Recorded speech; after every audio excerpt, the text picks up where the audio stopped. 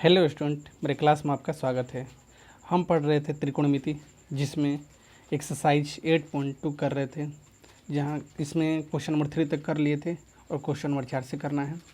Question number 4 क्या है? सत्य और असत्य बताना है और इसके कारण की पुष्टि देना है। तो इसमें पहला क्वेश्चन है कि साइन ए प्लस बी बराबर साइन ए प्लस साइन बी होता है। पहला क्वेश्चन ये है, क्या ये सत्य है क्या असत्य है? तो देखिएगा इसको। पहला क्वेश्चन क्या बोल रहा है कि साइन ए प्लस बी बराबर साइन ए प्लस साइन बी होता है। मान लीजिए कि हम ए बराबर 45 डिग्री पुट कर लिए और बी बराबर क्या रख लिए? 45 डिग्री रख लिए। आप यहाँ पर कुछ भी रख सकते हैं, ए बराबर 30 डिग्री, बी बराबर 60 डिग्री, ए बराबर मतलब जो आपको टेबल में लिखवाया गया है, यहाँ पर ए और बी का कुछ भी मान रख सकते हैं। ए बराबर 30 डिग्री, बी बराबर 45 डिग्री, 30 डिग्री, 60 डिग्री, कुछ भी वैल्यू पुट करिएगा आपका आंसर आ जाएगा। तो मान लीजिए यहाँ पर रख देंगे ए बराबर 45, बी बराबर 45, तो यहाँ पर क्या हो जाएगा? साइन ए प्लस बी, मतलब ए का वैल्यू कितना है? 45, बी का भी वैल्यू कितना है? 45। तो दोनों को जोड़िएगा, ए प्लस बी, मतलब ए प्लस बी को जोड़िएगा तो 45 45 क्या हो जाएगा? 90। तो साइन 90 डिग्री बराबर ए का वैल्यू क्या है यहाँ पर? 45 डिग्री। आप यहाँ पर ए का वैल्यू जो लिखिएगा 30 डिग्री, 60 डिग्री, वो यहाँ पर रखना पड़ेगा आपको। तो हम यहाँ पर क्या लिए हैं? ए बराबर 45 डिग्री। तो हम साइन क्या लिखेंगे यहाँ पर? 45 डिग्री प्लस बी बराबर क्या लिखे हैं हमने? 45 डिग्री। तो यहाँ पर क्या हो जाएगा? Sine 45 degree. तो साइन 90 डिग्री का वैल्यू क्या होता है? आपको टेबल में याद करवाए थे हम कि साइन 90 डिग्री का वैल्यू होता है 1 होता है। साइन 45 डिग्री का वैल्यू कितना होता है? तो साइन 45 डिग्री का वैल्यू लिखवाए थे हम कितना आपको? 1/√2 प्लस साइन 45 डिग्री का वैल्यू कितना होता है? 1/√2। यानी इधर कितना आया आपका? 1 आया है। और इधर आप एलसीएम ले लीजिए, इसको कितना हो जाएगा आपका? एलसीएम लीजिएगा तो यहाँ पर हो जाएगा √2 और ये जुड़ जाएगा तो कितना हो जाएगा? 1 + 1। तो 1 बराबर ये 1 और 1 कितना हो गया आपका? 2 हो गया बटा √2। अब √2 को ऊपर नीचे मल्टीप्लाई कर दीजिए। या ऐसे भी देख सकते हैं कि इधर क्या आया आपका? यहाँ पर 1 आया है और यहाँ पर क्या आया है? 2/√2 आया है, मतलब ये दोनों बराबर नहीं आ रहा है। तो यहाँ पर आप ए का वैल्यू 30 डिग्री, 60 डिग्री, 45 डिग्री कुछ भी लिख सकते हैं। ए और बी का वैल्यू कुछ भी ले लीजिए और यहाँ पर क्या कर दीजिए? वैल्यू को पुट कर दीजिए।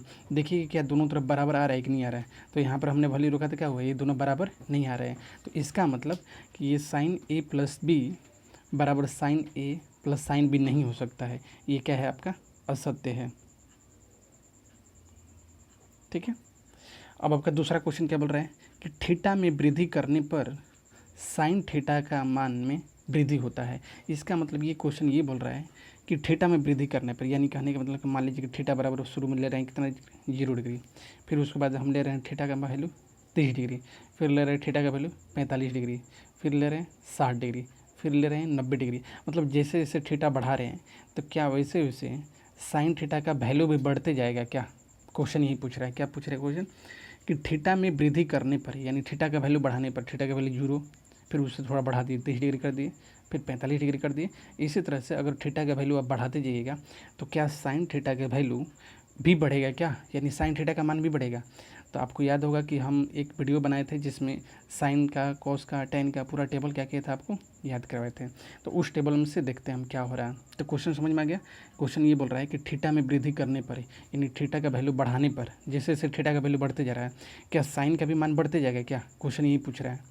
तो यहाँ पर क्वेश्चन ये पूछ रहा है थीटा में वृद्धि करने पर साइन थीटा के मान में वृद्धि होता है। क्वेश्चन में क्या बोल रहा है? वृद्धि होता है। तो देख लेते हैं यहाँ पर वृद्धि होता है कि नहीं। तो हमने टेबल में लिखवाया था ये आपको। तो अब यहाँ पर क्या हो रहा है? साइन थीटा का वैल्यू पूछ रहा है। थीटा का वैल्यू क्या हो? यहाँ पर मान लीजिए कि थीटा का वैल्यू जैसे जैसे बढ़ते जा रहा है, थीटा पहले क्या है? 0 डिग्री। तो जैसे पहले आपका थीटा 0 डिग्री था तो आपका साइन का वैल्यू कितना था? साइन थीटा का वैल्यू कितना था आपका? 0। जैसे जैसे थीटा बढ़ते जा रहा है, थीटा का वैल्यू 0 से कितना हुआ? 30 हुआ, फिर 30 से कितना हुआ? 45 हुआ, फिर 45 से 60 हुआ, फिर 90 हुआ। इन थीटा का वैल्यू जैसे जैसे बढ़ते जा रहा है वैसे वैसे साइन का भी वैल्यू क्या हो रहा है? बढ़ते जा रहा है। कैसे? ध्यान से देखिएगा।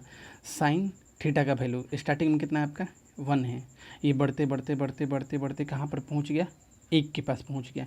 मतलब ये थीटा यहाँ पर क्या हो रहा है? साइन का वैल्यू बढ़ रहा है, तभी तो 0 से बढ़ते गया, फिर 0 यहाँ पर हो गया, फिर यहाँ पर अगर इसको भाग दीजिए तो कितना हो जाएगा? 5 हो गया, यहाँ पर 0 है, फिर 0 से क्या हो गया, थोड़ा सा बढ़ गया, 0 पॉइंट क्या हो गया, 5 हो गया, फिर बढ़ते बढ़ते कहाँ पर आ गया, 1 तक आ गया। इसका मतलब ये हुआ कि अगर थीटा का वैल्यू बढ़ाते हैं तो साइन थीटा का वैल्यू भी क्या हो रहा है, यहाँ पर बढ़ रहा है। यानी कहने का मतलब ये जो क्वेश्चन बोल रहा था वो क्वेश्चन क्या है, सत्य है। क्यों सत्य है, क्योंकि थीटा में वृद्धि करने पर यानी थीटा का वैल्यू बढ़ाने पर आपका साइन थीटा का भी मान क्या हो रहा है, बढ़ रहा है। तो यानी कहने का मतलब ये क्या होगा, आपका सत्य होगा। अब देखिए तीसरा क्वेश्चन ध्यान से पढ़िएगा। थीटा में वृद्धि होने पर वही क्वेश्चन बोल रहा है कि अगर थीटा का मान बढ़ाते जाएंगे तो क्या आपका कॉस का भी मान बढ़ेगा क्या। क्वेश्चन में क्या पूछ रहा है कि कॉस के मान में भी वृद्धि होगा क्या। तो ध्यान से देखिएगा, यहाँ पर क्वेश्चन बोल रहा है कि थीटा में वृद्धि होने पर कॉस के मान भी वृद्धि होता है। तो देखिएगा इस टेबल को, ये आपका कॉस थीटा है, ठीक है। अब जैसे जैसे ये थीटा बढ़ रहा है, ये क्या हो रहा है, थीटा आगे की ओर बढ़ रहा है, 0 डिग्री है, फिर 30 डिग्री है, 45 डिग्री, 60 डिग्री, 90 डिग्री। उसी तरह ध्यान से देखिएगा, जब ये 0 डिग्री है तब कॉस का वैल्यू क्या है, आपका 1 है। जैसे से ये एंगल बढ़ते जा रहा है, ये आपका एंगल जो थीटा का मान बढ़ते जा रहा है, वैसे वैसे कॉस का वैल्यू क्या होते जा रहा है, कम होते जा रहा है। क्यों, देखिए यहाँ पर क्या है, आपका 1 है, ये कम होते होते होते होते क्या हो गया, आपका 0 हो गया है। मतलब 1 से कम होते होते क्या हो गया है, 0 हो गया है। यानी थीटा का वैल्यू जैसे जैसे बढ़ते जा रहा है, कॉस का मान क्या होता है वैसे वैसे घटते जाता है, यानी क्या होता है, कम होता है। लेकिन यहाँ पर क्वेश्चन में क्या बोल रहा है कि थीटा बढ़ने पर कॉस का मान भी क्या होता है, बढ़ता है। तो ये क्या है, आपका असत्य है। क्या है, असत्य है। क्योंकि जैसे जैसे थीटा का मान बढ़ रहा है तो कोस थीटा का मान क्या हो रहा है, घट रहा है। क्योंकि पहले क्या था, 1 था, ये घटते घटते कितना हो गया, 0 हो गया। यानी कोस थीटा का वैल्यू यहाँ पर क्या हो रहा है, घट रहा है। अब देखते हैं क्वेश्चन नंबर और क्या है। आप क्वेश्चन नंबर 4 है, थीटा के सभी मानों पर साइन और कोस बराबर होता है। यानी थीटा का वैल्यू कुछ भी ले लीजिए, 0 degree, 30 degree, 45 degree, 60 degree, 90 degree, theta का कोई भी वैल्यू यहाँ से उठा लीजिए। अगर थीटा का आप कोई भी वैल्यू उठाते हैं तो क्या साइन थीटा और कोस थीटा हमेशा क्या होता है, बराबर होता है क्या। तो देखिए इस टेबल में थीटा और कोस थीटा, साइन थीटा और कोस थीटा बराबर होता है। अगर हम 0 डिग्री लेते हैं, थीटा का वैल्यू कितना लेते हैं, 0 डिग्री लेते हैं, तो क्या साइन और कोस बराबर है, जी नहीं। यहाँ पर क्या हो रहा है, बराबर नहीं है। अब यहाँ पर आते हैं, थीटा का वैल्यू कितना ले रहे हैं, 30 डिग्री, तो क्या यहाँ पर साइन थीटा और कोस थीटा दोनों बराबर है क्या। यहाँ पर ये भी बराबर नहीं है, मतलब यहाँ पर भी बराबर नहीं है।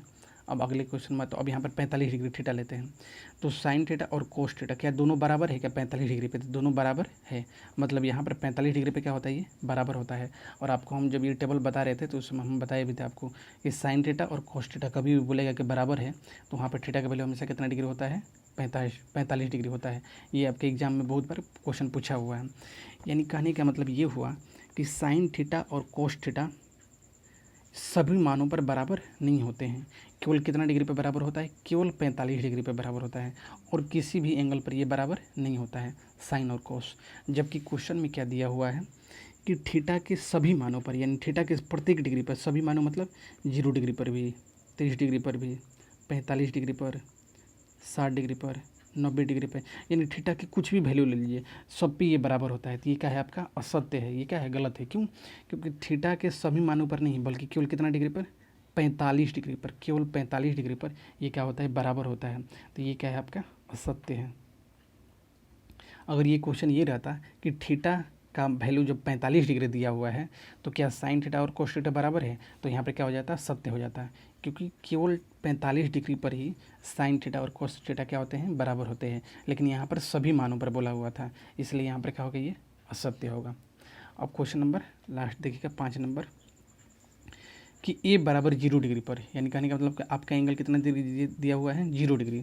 तो ए बराबर 0 डिग्री पर कोट ए परिभाषित नहीं है। मतलब क्या हुआ कि अगर हम थीटा का वैल्यू क्या लेते हैं, 0 डिग्री लेते हैं, तो क्या कोट ए का मान परिभाषित नहीं है, मतलब इसका कुछ डिफाइंड हो ही नहीं सकता है। तो आपको बताए थे जब टेबल लिखवा रहे थे तो आपको बिल्कुल अच्छे से बताया था उसमें।